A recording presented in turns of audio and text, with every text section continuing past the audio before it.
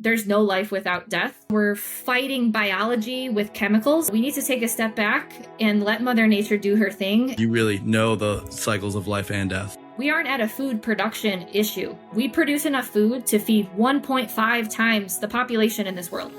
Welcome back to Recommended Daily Value. I'm your host, Tyler Woodward, and today I've had the pleasure of interviewing Ashley Armstrong, or as she's known on social media, one half of the Strong Sistas with her sister, Sarah.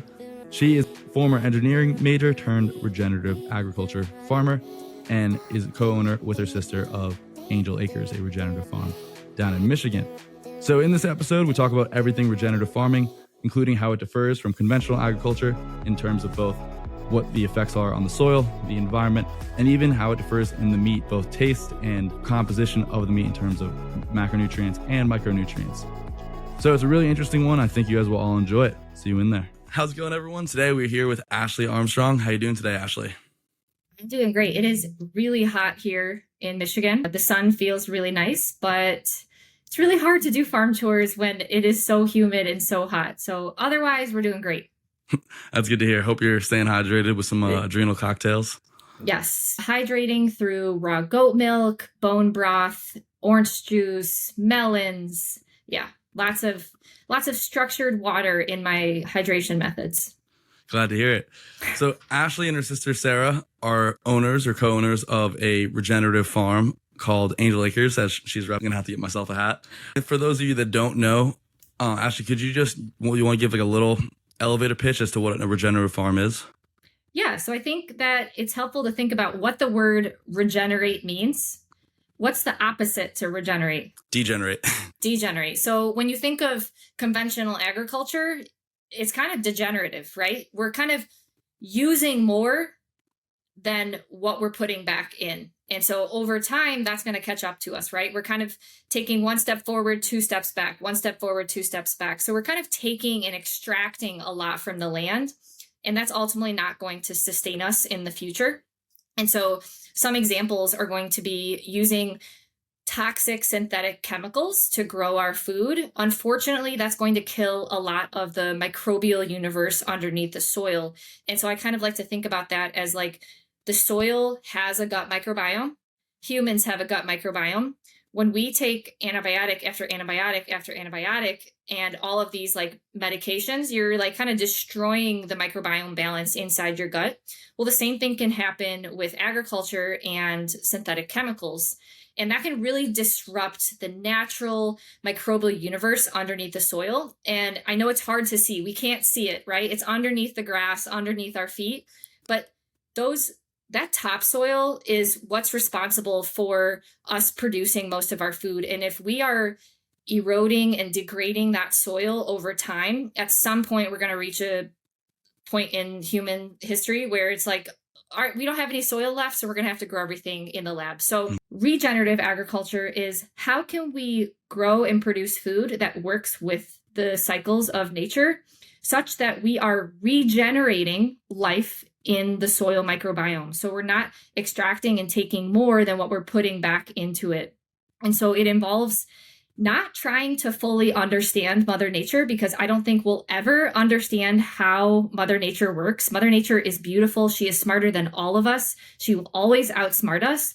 But we do know that some principles work well with her. And so regenerative agriculture is all about working with those cycles of nature and still being able to produce food for humans. And so some of the examples would be the use of livestock and managing them in a way where you're moving them around and you're evenly spreading out their manure, because animal manure is rich in nutrients. It's nature's version of NPK, right? And so if we can use animal manure to spread out around the field, that's going to add nutrients back into the soil.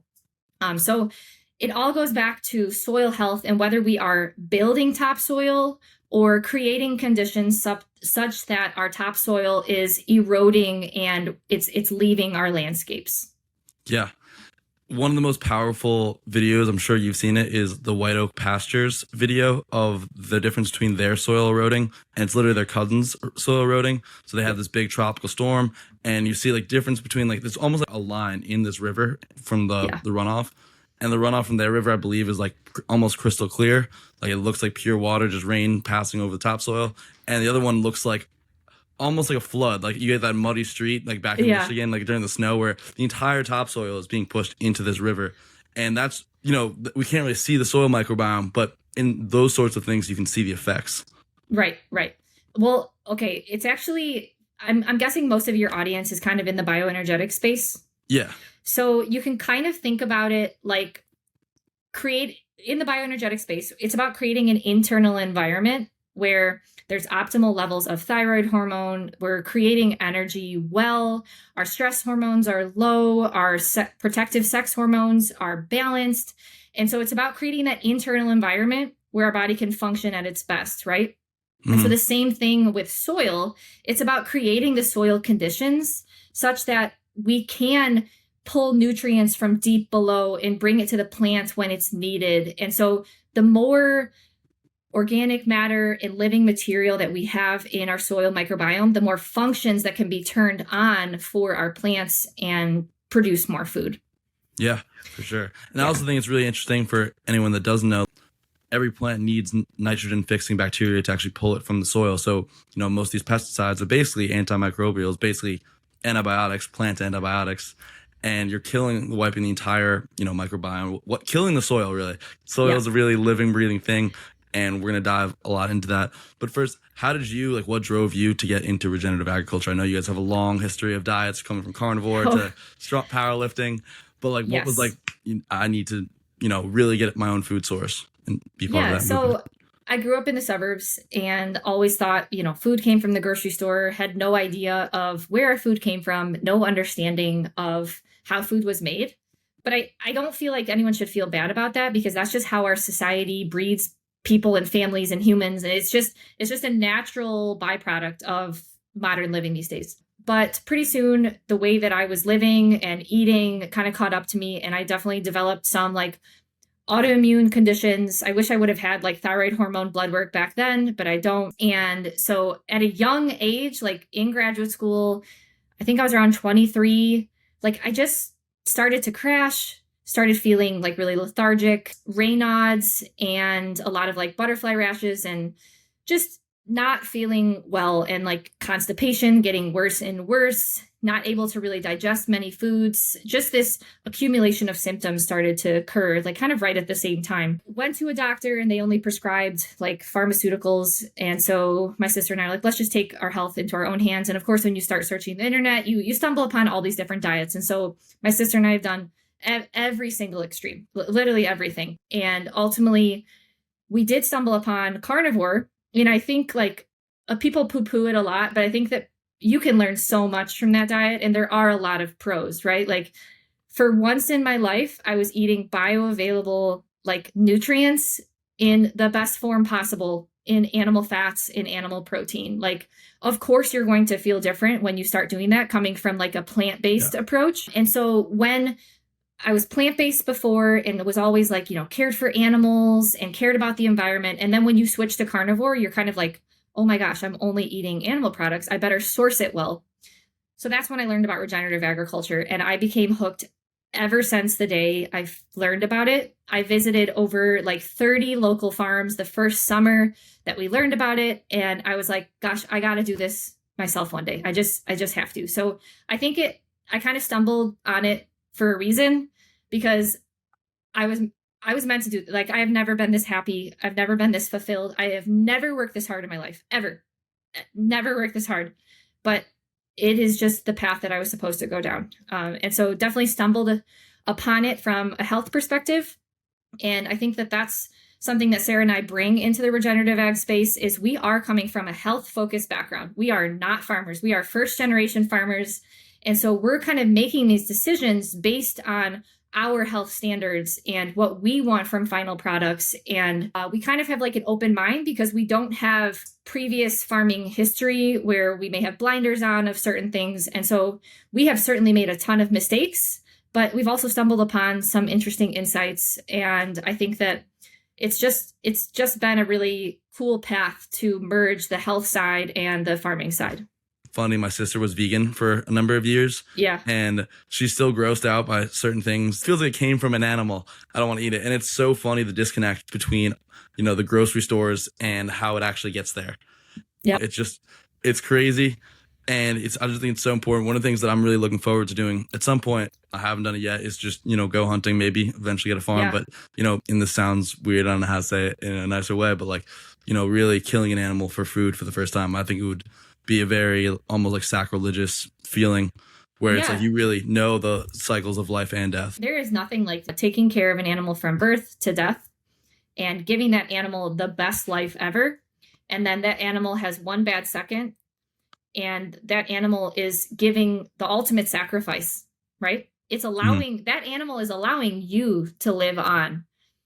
And I think that when you understand that and understand that there's no life without death, you can kind of get a better understanding of why it is moral to eat meat, especially meat that you have raised or a farmer that you trust and know well has raised, because it's doing the least harm for the most good in terms of nourishing yourself and your family to be able to continue to live on. And I think it wasn't until I visited the farms and realized these animals are living amazing lives and they have one bad second. And that one bad second is for you. And without that, we wouldn't thrive. We wouldn't continue to be able to pursue and follow our dreams. And so realizing that it's not immoral to go through with eating meat when you can understand the cycle of life. And I don't think that the modern world has given that at a young age. We're kind of told to like fear death. We're kind of told death is a very scary thing. And a lot of the media and propaganda is all about how horrible it is to kill animals. And you see all these PETA signs everywhere. And so as just an average American, like, I don't blame you that you think it's really bad to eat meat, because that's the message that we're given. That's why I think it's so powerful to bring your kids. I don't have kids yet. One day I want to have kids, but I think we've had so many visitors and guests here, and it is so cool to watch kids interact with the farm. But I think that that's one of the best things that you can do for the next generation is bring your kids to a farm. If they spend a significant amount of time at a farm growing up, it is obvious what food they should be eating. Mm-hmm. It becomes very apparent. So there's just no question about it.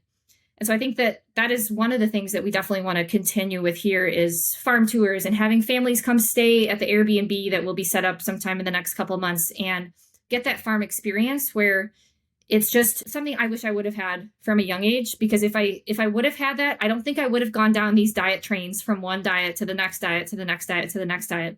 It just would have been obvious of what to eat. Yeah, I completely agree. It was interesting. I saw a really funny tweet the other day from PETA. It was like, don't eat fish, blah, blah, blah. Like, it's murder too. And then someone tweeted back. So like, fish can eat other fish, but I can't eat fish. And then it's like, you've been blocked by PETA, which is just absolutely hilarious. I think there are moral levels, right? The cows that are stuffed in, basically pens that are too tight for them. Like, there is immoral meat eating and, factory farming of meat.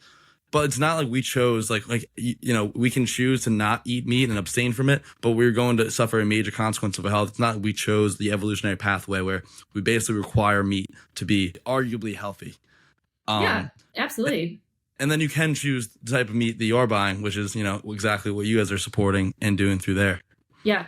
Someone told me one time that the original reason that we domesticated dogs was so that we could better herd livestock to manage them and then obviously kill them for food. And so when you understand the history of shepherds, we have been taking care of and then killing livestock for food for millennia. It's been a very long time that we've been doing this. Way before podcasts were around. Exactly. So you mentioned, and for anyone that doesn't know, you guys have this huge health journey where started from ground zero, as you were talking about, to, where you are owning your health farm. What were the key principles that you guys came and started your farm with that you brought from that health journey that you wanted to do differently than, let's say, a typical, mom and pop farm maybe? Yeah. So I think kind of something that is immediately obvious to a lot of people, everyone understands the word toxic chemicals, right? We're bombarded with toxic chemicals from everywhere, right? It's kind of ubiquitous in the environment these days. And so principle number one was like, let's not add to that environmental toxin load, and let's not use toxic chemicals at the farm. So since day one, we have not put any synthetic chemicals on this farm. And so that was an easy step one. And then understanding what animals you want to bring to the farm kind of determines what else you need to import. If you have ruminant animals, technically you can just feed them grass, right? But that depends on the health of your land. And if you have enough forage and grasses and legumes for those ruminants to eat. But unfortunately, if you want monogastric animals, so chickens and pigs, you have to import feed because monogastric animals cannot survive on grass alone. Chickens and pigs are like us. We are monogastric. We have a single stomach. We are not like ruminant animals. Ruminant animals have a complex 4-chamber stomach system where they are able to extract nutrients out of grass. I'm sorry, vegans, we can't do that. We simply do not have the digestive power to get nutrients out of grass. And so with chickens and pigs, they do require some imported feed in order to give them enough protein and energy to be able to grow and live. I think it's actually like kind of immoral to not give them that and make them just try to eat grass and forage just bugs. I don't think that they would grow right. And so giving them that supplemental feed, I think, is important to provide them with the nutrients that they do need. And so learning about, for example, Dr. Ray Peats and PUFAs and polyunsaturated fatty acids, and learning like, okay, for humans, the fats that we eat in our diet are then reflected in the fats inside of us. It literally makes up the fats tissue inside of our bodies. There's been, back in the early 1900s, the linoleic acid omega-6 PUFA concentration in human tissue was like 2.6, and now it's well over 20%. So changing the internal environment of our body is probably not a good idea, right? Like we're like tinkering with human adipose tissue. It's not going to end well. And so learning that about that with humans, I was like, I'm going to dive into the literature for what happens with chickens, because that was the first animal that we got. And sure enough, like there is well documented paper after paper after paper showing the type of fat in a chicken, so that's in the egg, and the fat tissue in the chicken is directly impacted by the types of fat in the chicken's diet. And so I was like, all right, well, definitely don't want soy in our feed because soy is very high in PUFA, but a ton of ingredients are high in PUFA. So safflower seed, sunflower seed, flax seed, and the list goes on. And so I was not happy with any of the feed options out in the market. And so we made our own. It's very expensive and it's very time consuming to make, but it's the product that we promised to our customers. It's the product that I want for myself that didn't exist prior. And so it fits my standards. And so made our own feed, fed that to our chickens for a while. And then we took our eggs into a nutrition lab at Michigan State University, and we got our fatty acid analysis test done on our eggs. And we were able to significantly change the fatty acid composition of our eggs based on the feed. And so that was principle number 2. And other than that, it's kind of been just like making decisions on what happened that season. I kind of had to let go of my like perfectionism type A personality with farming, because you can write out a plan and that plan surely gets thrown out the window like 3 hours later. So those were kind of the main principles, is like no toxic chemicals, and then just be very mindful of the types of fat that our monogastric animals are eating, and then mixing and blending that with the standard regenerative agriculture principles with working with nature. Yeah. And you made all of that sound really easy. You know, I remember listening to Will Harris, who owns another farm I think I mentioned before. You know, you have an insect problem or some kind of pesticide or pest, and it's so easy to just go in, you know, spray Roundup, and, you know, your problem's gone. It's easy, and, you know, you just, who cares for a lot of the population. You as a first generation farmers, there's probably not a lot of, you know, regenerative farmer neighbors that are like, okay, you need to get a fox nearby to hunt all the raccoons. I don't know, all of the potential issues. But like, could you name like one of the bigger ones that you guys had to figure out a way to solve naturally? Yeah, so I'll go through a few of them. First is like on the ground predators. So foxes, coyotes, livestock guardian dogs pretty much take care of that. And so we have a livestock guardian dog. His name is Cooper. And then he knocked up our other livestock guardian dog. And so then they had puppies together. So now we have 5 dogs here at the farm. And That's so awesome.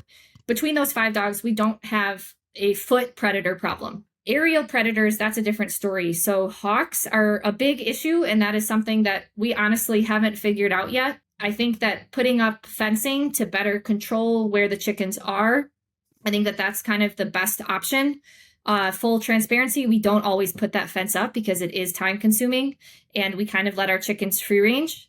And so there's the aerial predators. Those are still a problem. And then our farm field was a row crop field. So it was used for corn and soy for a number of years. And so it's been like a mission, right? Like challenge accepted to convert that row crop field into a beautiful perennial pasture. We still have a pervasive weed problem. I don't like to use the word weed because if an animal can eat it and build muscle or produce milk, is it still a weed? No, but there are better plant species that could come up in replace of it, right? So we have not used any like sprays or anything, but what we have found that works really well is mowing it down. So at a certain time of year, the weed is going to start to outcompete grasses below it because it's taking sunlight, it's taking nutrients. And so if you like mow it at a certain time of year, that kind of stunts its growth, and then the grasses can like better come up. So some combination of mowing, but then also using the livestock and rotating the livestock to create better soil conditions such that the natural seed bed, natural prairie grasses can outcompete the weeds. That unfortunately just takes a long time. And so we're still in that process. We're at 2.5 years in. And so I think by a full 3 to 4 years, our pasture will be completely different ballgame. But yeah, we're still definitely dealing with some weeds, but thankfully, goats and lamb will eat some of those. Cows are a lot pickier. Really? But yeah. Is that why you'd like to change it? Just because the cows don't eat it? Or is there some sort of benefit nutritionally to the soil that like the weed doesn't have? Well, the more like diversity that we can have on the farm with plant species, ultimately, the more livestock that we can support, and also the more nutrients in the final meat and milk product. Granted, like 75% of our field is amazing. Like the diversity has drastically changed. Like I'm really happy with it, but we still have some areas that are a little rough. And so they need animal impact. They need animal manure and urine to re-inoculate it. They need the animal probiotic to make the soil live again, right? And so it's just kind of like, 1, it looks really ugly. 2, you can't support a ton of animals on just like a monocrop area of weeds. Yeah. Because that's just one single nutrient. And, the topic of anti-nutrients in vegetables. So there are anti-nutrients in weeds too. But in the livestock space, they don't refer to it as anti-nutrients because they view it as beneficial. I don't think we should be calling them anti-nutrients because I think the dose makes the poison, right? And so it's really fun to watch these livestock. They know what they need intuitively. And so they'll take like one bite of this weed, but maybe they reach an amount of tannins that they intake where it's like, okay, I don't need any more of those. I got it. And then they'll go to another weed and they'll get some more anti-nutrients. And so they're never going to overdose. They're a lot smarter in their like intuition of what they need nutritionally. And so that's why you can be strategic with the weeds in your field if you are kind of doing rotational grazing, regenerative agriculture practices, because ultimately the animals can eat them if you kind of force them to, and they can extract some nutrients out of it and then produce meat and milk. That is cool. That's very interesting to think about. Yeah. So it's a quote, I'm going to butcher it, but I would like to hear your thoughts on it. Is basically the essence of the quote is that the separation of plant and animal agriculture is just one of the worst things we've done as a society. Yep. What are your thoughts there? Oh, 100%. And the worst part about it is there is some national law for if you want to be USDA organic for your produce, you can't mix livestock or you can't mix animal byproducts. It's maddening. It is the stupidest thing because like 100% animal manure and urine is the best nutrient. Wait. So you're saying you can't use anything animal on, like, let's say you were to grow corn or, wheat. You can't use manure for USDA organic. I think it's if you are above some certain income level, you're not allowed to you can't put animals on that land. So I was at something called the Soil Health Academy back in 2021, and they have this like amazing USDA organic vegetable farm. And then they have like thousands of acres of livestock. And I'm like, why aren't the pigs and chickens being mixed into the garden? And they're like, oh, we're just not allowed to. USDA doesn't allow us to. It's maddening. It's another way to control the food system, right? And unfortunately, like, so you saying like the separation, yes, that has led to kind of like specialization and the centralization of our food system, because people higher up, like big ag, like Bayer, they are able to control the inputs, and they're also able to control the price of the final product for a lot of farmers. And so they're able to squeeze people out. So they encourage this go big or go home mindset, where people have to now have thousands of acres in order to actually make it. And with regenerative agriculture, it is the exact opposite mindset, because one of the principles of regenerative agriculture is animal integration, because it is just well known that livestock integrated into the soil in a holistic management, rotationally grazed way, not confinement, and not just like letting them stay in the same area. They're rotating around. That is one of the best things that we can do for the soil, because their manure is high in NPK. Bayer doesn't want you to know that, or doesn't want you to use that, because they sell NPK synthetic inputs, right? Which is nitrogen, potassium, and sodium, right? Sodium, potassium, right? Yes. Nitrogen, phosphorus, and potassium. Phosphorus. Yes. So there's that side, but then also like a probiotic thinking, right? So if you intake a probiotic, you're then putting a bunch of different microbial species inside your gut. Ruminants, they have this 4-chamber stomach. Can you imagine how many microbes are required in that digestive tract to break down grass and produce protein and short chain fatty acids for that animal to grow? Billions, right? Mm-hmm. And so I think the quote is, there is in 1 teaspoon of rumen fluid. So whether that's like saliva when they're eating grass or they're peeing, in 1 teaspoon, there are more microbes in that teaspoon than there are humans on this planet. Wow. And so ruminant animals, having ruminants on your land is one of the best things you can do to add life back to the soil. You're literally re-inoculating it with a ruminant probiotic, right?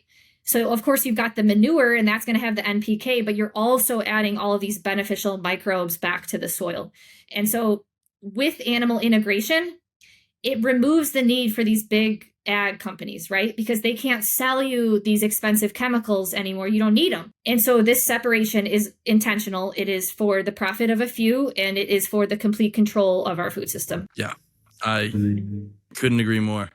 I also think, it also allows for, I would say, exploitation of the system, in the regard that, like, so I know one of the huge problems, and a lot of people are very concerned about it, is that they rely on bat poop for, I believe, nitrogen in the soil. So, you used to, and that also comes down to the fact that when you only grow, let's say, corn, you can put whatever into the soil. You can, genetically modify the corn, so you can put pesticides on it and it doesn't affect it. And, you can put all the, pesticides, but also certain, let's say, basically fertilizers to make it grow as fast as possible. So the NPK, as you said, that optimizes it for growth and not necessarily for health. But all of these things would likely kill all the livestock you have on it. So then you can, then you take it, separate the two again, and now you just fatten up the cows, which would probably, I bet you, if you were to take factory farmed, estrogen, pumped up, HGH, all that crap, it would probably have a very detrimental effect on the farm too, if they were to just be pooping, using their manure. Yeah, that's a really good point. But if you take a step back, like, that system makes no sense, right? Millions of acres across the country are being used to grow livestock grains. Then those grains are brought to a feed mill owned by Bayer, right? That feed mill processes the grains, puts it into feed bags, and then those feed bags are transported to feedlots across the country where animals are confined into small spaces. It makes no sense. Yeah. There's way too much distribution. And I think that we need a lot more of like decentralization, obviously, but more like community sharing of resources and inputs into the farm. Yeah. And I also think it's such a huge problem, and you're going to know way more about it than me. And you said it with like the difference between they won't let you have organic produce if there's any animals on it. I remember my mom was talking to a nearby farm in Jersey. They got their turkey from there this year. I've gotten my parents on like the organic, grass-fed, all that stuff. And they're like, yeah, we're not organic. She's like, we're basically organic, but you have to jump through all these extra hoops to be classified as organic. You shouldn't have to jump through these hoops to treat the soil well. And I know that there are farmers out there, I've met a number of them that are doing organic the right way, right? But organic can also be done in a very wrong way. A lot of large organic farms can use a ton of tillage, and they can still use a number of chemicals on their land. And then on the flip side, you've got farmers doing everything the right way, but they just simply can't afford the USDA certification. I'm applying for some like government programs. It's called like the NRCS. I'm working with National Resource Conservation Center and applying through some of the programs there because there are some unique opportunities and things that you can get through that pathway. It is so time consuming to fill out this paperwork. It takes so long. For example, I called our local NRCS office back in May. And I just got a call back last week saying, hey, Ashley, I'm returning your call from a few months ago. So just, it is very hard to get these government certifications and things like that. And so unfortunately, organic, yes, it's a better option. And it's a step in the right direction, but not everyone can afford it. And it doesn't necessarily mean that it's better for the soil. There are still some degenerative organic farms for sure. Which brings me on to one of my next questions. How does industrial agriculture destroy the soil? You mentioned no tillage, which is basically, I mean, you can literally till your soil by hand, which I would be curious how different that is from like, the machines that are just, eating the soil and throwing that up. Yeah. So I think the biggest thing to understand is in soil, you've got your topsoil, and that's where your like plants are growing out of. And then underneath your soil, there's like a ton of nutrients available down here, right? And so a lot of roots are actually like connected down there. And these roots are kind of like the internet underneath the soil. They're sending nutrients here, sending nutrients there. Because a plant, let's say it's a watermelon plant, it's going to require a different nutrient today than it did 3 months ago, than it will 3 months from now. And so there's all this messaging going on in this like network. So think of it kind of like all of these fiber optic wires and cables in the soil. Those are very advantageous for plants. And that is kind of what allows us to grow food without a ton of chemicals, without fertilizer, because we are able to access these other nutrients, pass them from one plant to the other. We're able to better take carbon out of the soil and cycle it through. And you have better functioning water cycles, everything. Everything functions better when those cables are in place, right? Well, unfortunately, with tillage, what do you think you're doing to those cables? Just raking them all up. Literally wrecking them, right? So you're starting from scratch every single time. And so I know a ton of people are going to be like, well, you're getting oxygen into the soil. Well, at the price of what? At the cost of what? And there's a lot of papers showing that, let's say one farm tilled X amount this year. If they keep tilling, they have to just till and till more and more and more and more to get the same result. And then it'll require more and more chemicals. And so these things are not sustainable because what you do this year, if you're doing degenerative practices, you're going to have to do more in coming years to get the same result. And so That's a great way to think about it. One way is the tillage literally breaks up those vital root systems and the communication signals. It's kind of like shutting off the power for the microbial universe underneath the soil. And so you can't have high expectations for the plant to be able to grow well, right? And then the whole topic of pesticides, because CIDE, C-I-D-E, what does that mean? Death. Yeah, you're literally killing the microbes in the soil. And so I brought it up in the beginning of the conversation. It's very similar to what happens to humans if we use antibiotics from a young age over and over and over and over again, right? Like it's not going to lend well to a balanced gut microbiome. There's probably going to be dysbiosis. You're probably going to get leaky gut. And so a similar thing when we're constantly relying on these toxic chemicals coming in. Granted, is there a time and place for them? Just like how there can be a time and place for antibiotics for human health? Yes. But there's a huge difference between using them kind of more prescriptively in a small dose versus just constant use. And then with oat and wheat cropping, for example, a number of farmers have realized that if they spray Roundup, which has glyphosate in it, if they spray, they can dry out their crops faster and harvest 2 weeks earlier. So then they get their harvest in quicker. And so that's just another round of Roundup on the soil, killing these microbes. And these microbes are what is like keeping the soil alive. So again, there's another layer of kind of like making the soil die. When we don't have these like strong networks and pores and insects and earthworms running through the soil, creating all these pathways for water and air to go in, then the soil kind of gets flattened, right? There's not much living thing in it, and it's really flat.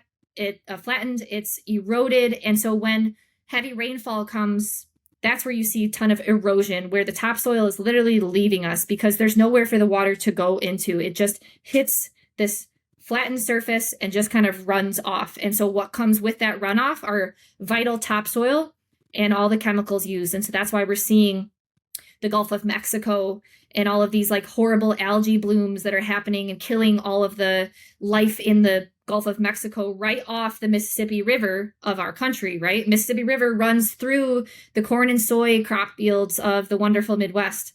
And then it's just dumping it into the Gulf of Mexico. And then we see it in our waterways, in our own drinking water and things like that. So I think it comes down to kind of degrading the soil and creating conditions where Mother Nature can't survive.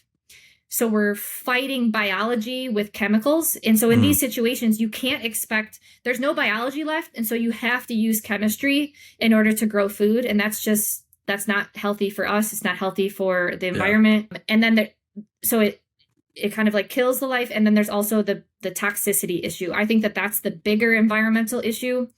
Carbon in the air is not a toxin. I'm sorry. We have broken carbon cycles, but there is a toxicity problem of the chemicals that are used in agriculture. Like that, I think, is the big environmental issue. It's not the cow burps. I'm sorry.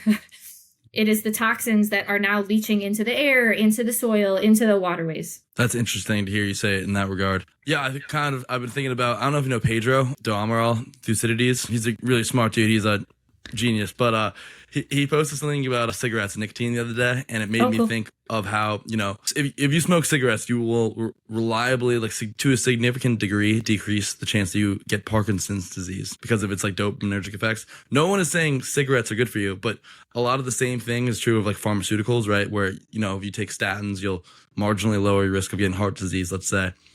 And you wouldn't say cigarettes are good for you the same way you wouldn't say statins are good for you, because they increase your chance of they mess you up all these other ways. And the same thing is kind of what I got from like the pesticides uses, right? Like they're not inherently bad all the time. There is a time and place for them, but they're not good. Well, and I think the biggest issue that we have is a lot of people think that they're necessary, right? Because their great grandpa did it, their grandpa did it, their dad did it, and now they do it. And it's like passed down. And it's like, no, this is how we increase our yield, and this is how we grow our corn.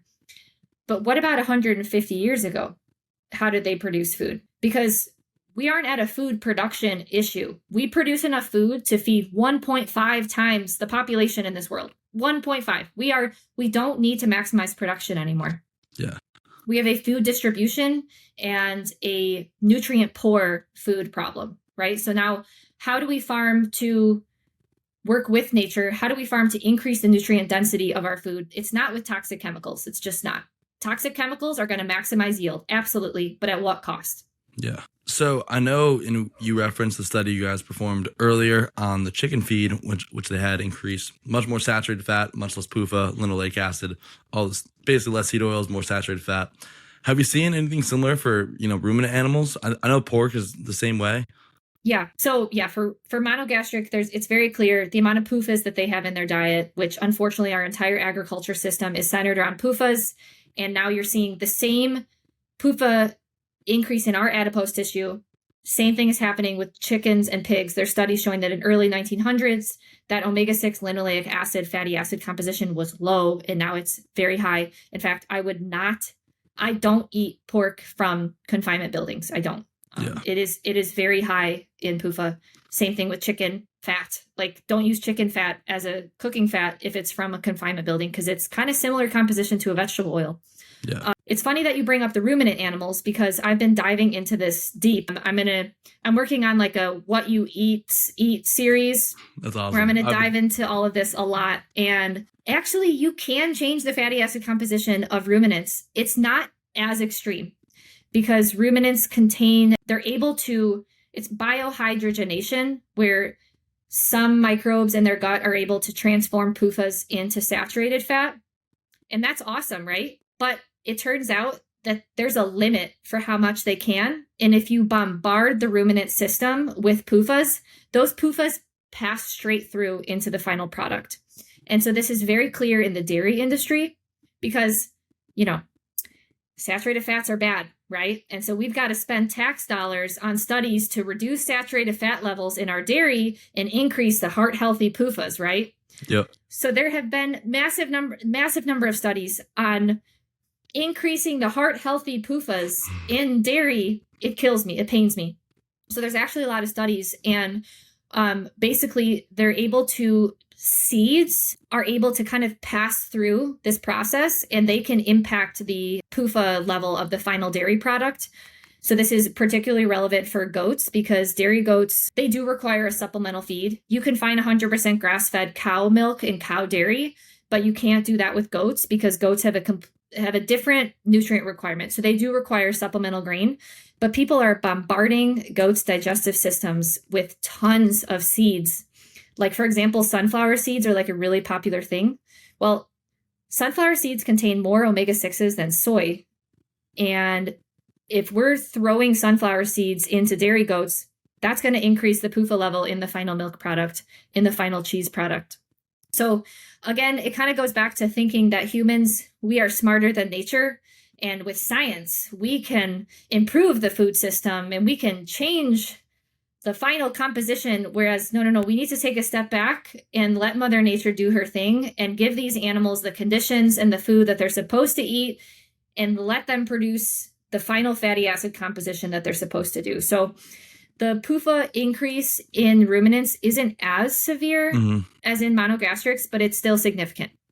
What about other nutrients that, I would think maybe retinol you could think about, but like more so like literal minerals, because, if they're not getting them in their feed, like copper, zinc, I would think there would be a drastic decrease in the amount that actually is in the food source, which, you were talking about before how our food quality is going down in a number of ways, but specifically in the amount of nutrition that's actually in the food. And I would think that is intimately related to what's in the soil. Absolutely. 100%.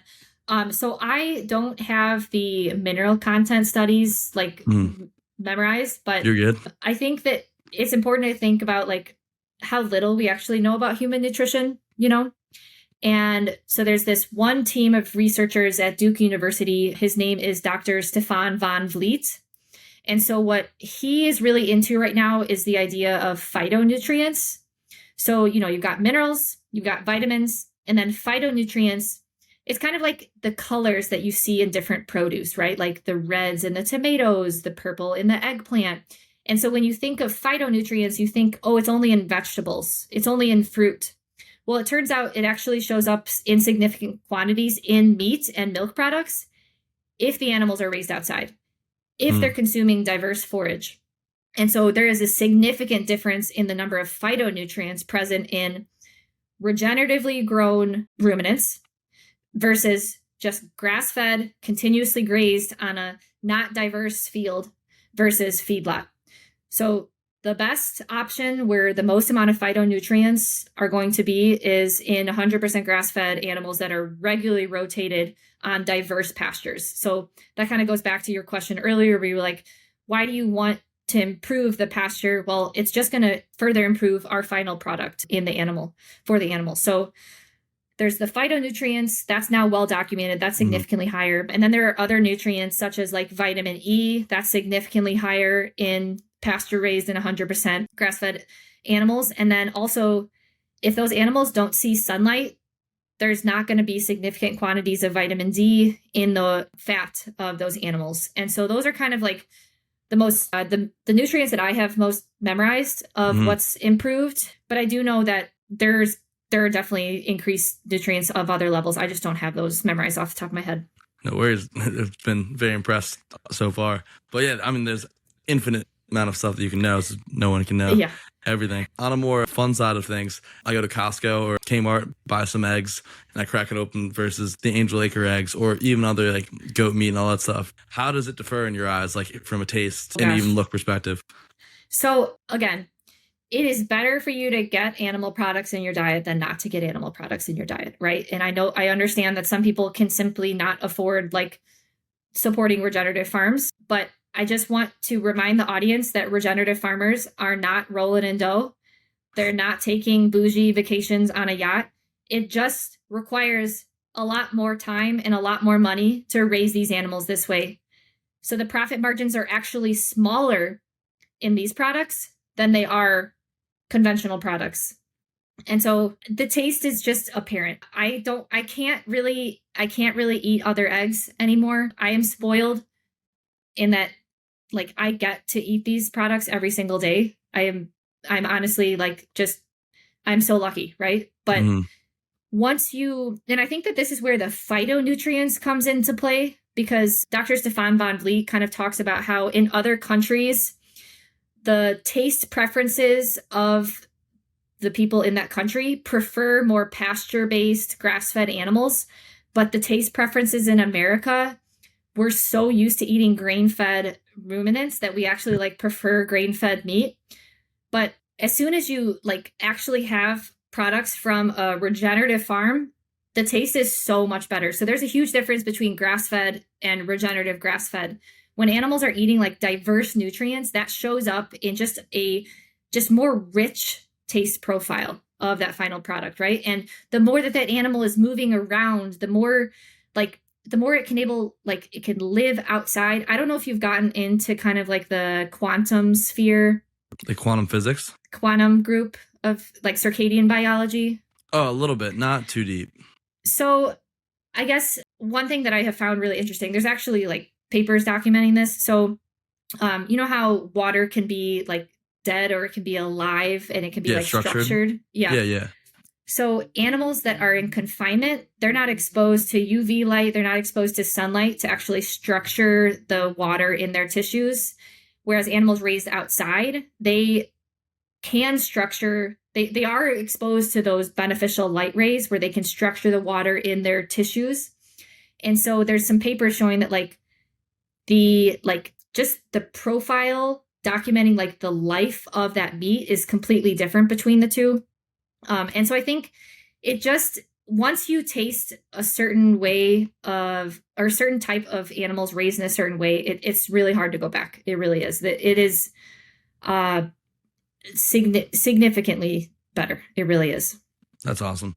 Yeah, it is. You definitely can see and taste the difference. I haven't had the privilege of getting fully regenerative eggs yet, but it's one of the things I'm looking to start sourcing in. I want to get a big freezer and start getting fully regenerative everything. But as you said, I encourage everyone to do, whatever you can, even if it's just eating, the Kmart eggs or whatever. Like, it's all animal foods is a concentration of nutrients, just trying to support, the best farm you can, which is also in turn going to support, your health in the best manner possible. Yeah, I think that if you are like really tight on a budget, I always recommend to people get your eggs in so that you can get choline, you can get these beneficial nutrients, but don't overdo it, because you really can rack up the PUFAs with conventional eggs like very easily. 4 of our eggs contain the same amount of PUFAs in 1 conventional egg.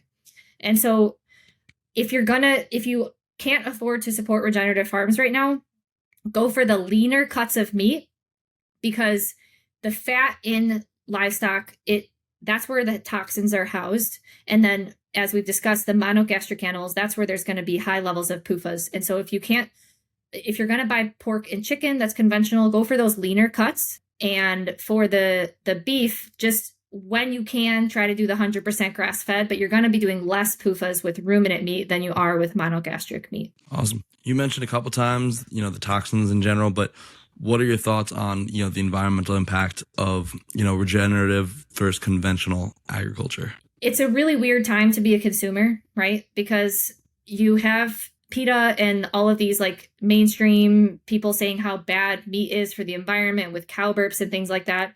And so that kind of presents the idea and allows you to accept the idea of your food being grown in a lab, because then you don't have to kill an animal, or then you don't have cow burps leading to higher levels of carbon dioxide in the environment. And so there's like all of this just misinformation being mass spread.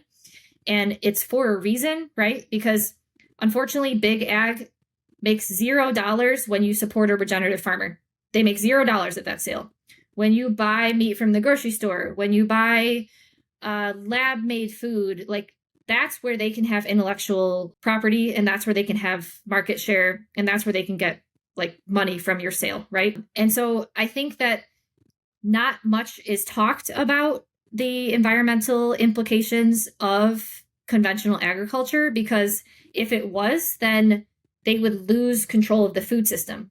Conventional agriculture allows for complete control of the food system. It allows for centralization, profits in few, and farmers getting barely paid anything, right? And so I think that this just really isn't talked about much at all. And instead, the fingers are just being pointed at cows. And so just some examples in a feedlot, okay? A cow spends 75% of its life out on grass, on pasture, and then it goes to a feedlot to like finish, get fat, and then it goes to the butcher to get killed.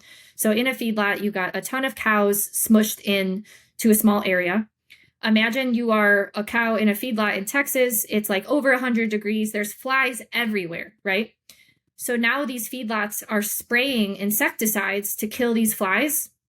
And so these insecticides are not only on the cows, but they're also in the air. That gets spread down to the next field. And it's like well documented that these insecticides are literally destroying the honeybee populations, right? So that is kind of just one simple example that you can actually see. And if you look it up, you will see like a lot of conventional agriculture, all of these toxic chemicals are hurting honeybees populations throughout the country. And then another example is that Gulf of Mexico. So look up the algae bloom Gulf of Mexico, and you will see how the Mississippi River is feeding our toxins down into the Gulf of Mexico. And so I think that we are literally just, conventional agriculture is just contributing to a toxicity problem. And at a certain point, the environment's not like, the soil can't support all of these toxins, and humans are just going to be bombarded with toxins, and it's not going to lead to anyone's benefit. And so with regenerative agriculture, we're working with Mother Nature, we're working with the cycle of life, we're working with biology, we're leveraging biology to get nutrients to grow food. Whereas with conventional agriculture, we're fighting biology with chemistry and using synthetic chemicals to grow our food, with not only like soil destruction, but also just increased levels of toxins for us to deal with, for other animals to deal with, and for the environment to try to figure out what to do with. Yeah. It's very reductionist in nature, kind of like how we, treat our human bodies. X symptom, fixed symptom, problem goes away. Yeah, a couple of things come to mind though. There's estimates that we have as many cattle population in the U.S. today as there were before the huge buffalo. Less. Yeah. Wow. That's insane. The buffalo massacre, they killed hundreds of thousands of buffalo across the Great Plains, and there are probably less cows today in the U.S. So contributing, thinking about how that contributes. But also, and the other quantum thing that you mentioned has me really thinking about, there's so many unquantifiable things that we really don't take into consideration. Like, I've read some of Gerald Pollack's work, and I would like to read some of Gilbert Link's work. It's a little bit out of my league currently. But you got an engineering background, so maybe you can get there. And it's like, how many things can we not really track? Like talking about the Gulf of Mexico or the honeybee things, and, we're well documented with it, but it's obviously not like everyone knows about that we've made these decisions. And you could also argue that's due to certain financial incentives, and people don't want you to see those things. But there's so many things that we have just kind of played with nature, and we don't really know the consequences for. Yeah. One more example is, I just posted a study on our farm Instagram that glyphosate, which is the most abundant herbicide used across agriculture in the United States, and it's conveniently banned in other countries. Glyphosate causes seizures in earthworms. And earthworms are at least a microbial, like they're an insect that we can see. We can't see most of the microbes in the soil. Those are being killed, right? But when we are giving seizures to earthworms, earthworms are our underground livestock. Like they are creating holes and pathways for air and water to flow through. And so when we're killing off the earthworms, that's going to negatively impact the soil. That's going to negatively impact the food web beneath our feet. And so, yeah, like you said, it's hard to, I don't even know how to begin to try to quantify the consequences that we have caused, man-made, through trying to outsmart and think that we are smarter than nature. Yeah. I have 2 last questions for you. Number 1, what is the end goal for Angel Acres? Like, what do you want to see in that farm? Let's say maybe 10 years from now. How is it going to change from, day 1, 2 years ago when you guys stepped onto that farm versus, what would you like to see in the future? Yeah, I think continuing to increase just the productivity of the land, that is just going to lead to healthier food products. It's going to lead to healthier animals. And I think hopefully it can be an example of what others can do, because we will hopefully take a degraded landscape and create an ecosystem where all levels of the food chain can survive: butterflies, birds, other wildlife, our livestock.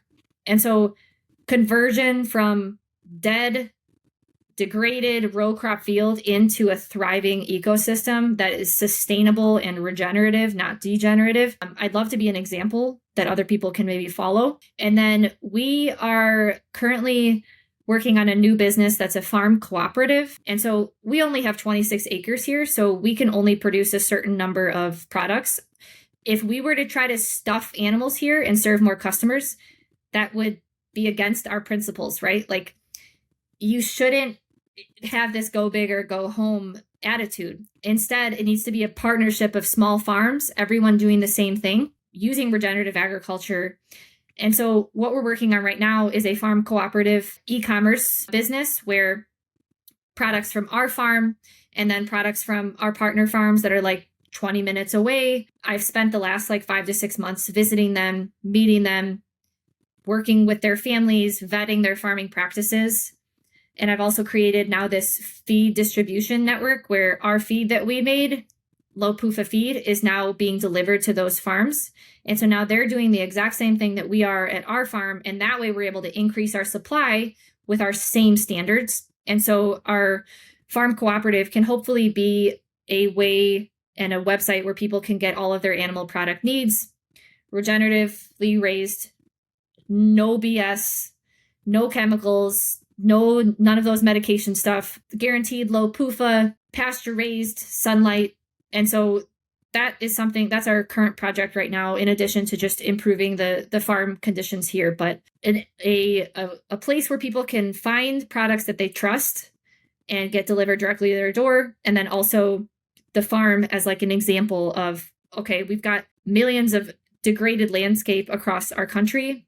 How can we then regenerate them back into our farm? And I have a lot more to learn, right? And I'm sure that there are going to be things that we're going to change in terms of our management here at the farm. But hopefully 5 to 10 years from now, we'll have a pretty good handle on what were the best things that got us to where we are. Yeah.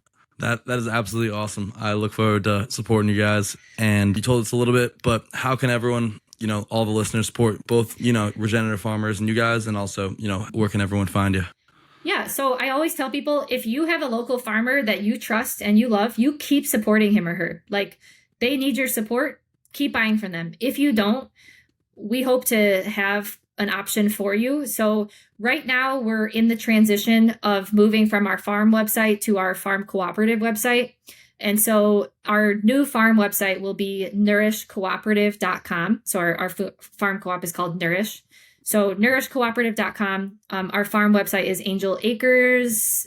I think there's a weird dash in there, but if you search in Google Angel Acres Farm, I'll put everything in the description too. Okay, yeah. Our website will come up. And so we will ship direct to your door. We're working on a really nice contract with FedEx where we can ship across all 50 states, even Hawaii and Alaska. So that's awesome. We will be an option for you for raw dairy for pet food consumption, wink, meat, milk, or all dairy products. So like milk, cheese, cream, yogurt, cottage cheese, stuff like that. And then milk, all types of meat. So cow, yak, pork, chicken, and then eggs.